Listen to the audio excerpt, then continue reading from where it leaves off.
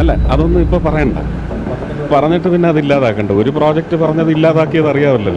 എനിക്ക് പറയാനുള്ളത് ഒരു നടനായ ഒരു നല്ലൊരു വ്യക്തിയായിരുന്ന സുരേഷ് ഗോപിയോടാണ്.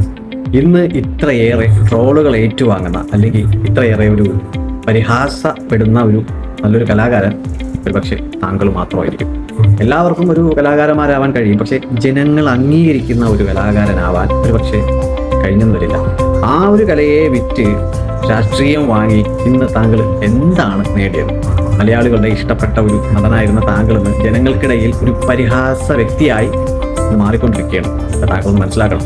എന്റെ സഹപ്രവർത്തകരുണ്ട്, നിങ്ങളുടെ നാട്ടുകാരനായി കൊല്ലത്തുകാരനായ ഒരു കലാകാരൻ വലിയ നടൻ പറഞ്ഞതാണ് അടുത്ത ജന്മത്തിൽ എനിക്ക് ബ്രാഹ്മണനായി ജനിക്കണം. ഒരു കലാകാരനായിട്ട് എന്റെ സുഹൃത്ത് മാറിയതിൽ നമുക്ക് ലജ്ജയുണ്ട്. ഷാന, നമ്മുടെ സുരേഷ് ഗോപിയെ കുറിച്ച് എന്താണ് നമുക്ക് പറയാനുള്ളത്? നമ്മുടെ പഴയ സൂപ്പർ സ്റ്റാർ സുരേഷ് ഗോപിയെ കുറിച്ച് എന്താണ് നമുക്ക് പറയാനുള്ളത്? സത്യം പറയാലോ, സുരേഷ് ഗോപി എനിക്ക് ഇഷ്ടമാണ്. ഒരു നല്ലൊരു കലാകാരൻ എന്ന നിലയിൽ അതിലെനിക്ക് ഏറ്റവും ഇഷ്ടപ്പെട്ട ഒരു സിനിമ എന്ന് പറഞ്ഞാൽ ആഘോഷ് ലേലോ എന്ന് പറഞ്ഞൊരു സിനിമ. നമ്മുടെ പഴയ ലേലോ അല്ലേ? പിന്നെ അയാൾ അംഗീകരിക്കാൻ പറ്റാത്ത ഒരു കാര്യം എന്ന് പറഞ്ഞാൽ അയാളുടെ രാഷ്ട്രീയം തന്നെയാണ്. കാരണം നിലപാടില്ലാത്ത വാക്കുകളും കറക്റ്റാണ്. പിന്നെ കാര്യങ്ങളെ വളച്ചൊടിക്കുക, അതും വളരെ ശരിയാണ്. പിന്നെ ജാതി പറയുക. നിങ്ങൾ തന്നെ ഒന്ന് ഓർത്ത് നോക്കി, കലയെ വിറ്റ് രാഷ്ട്രീയം വാങ്ങി ഇന്ന് പുലി ഒരു കോമാളിയായി മാറിക്കൊണ്ടിരിക്കുക. സുരേഷ് ഗോപി, താങ്കൾ ഇത് കാണുകയാണെങ്കിൽ രാഷ്ട്രീയം ഉപേക്ഷിച്ച് താങ്കൾ ആ പഴയ കല സ്വീകരിക്കണമെന്നാണ് എൻ്റെ അഭിപ്രായം.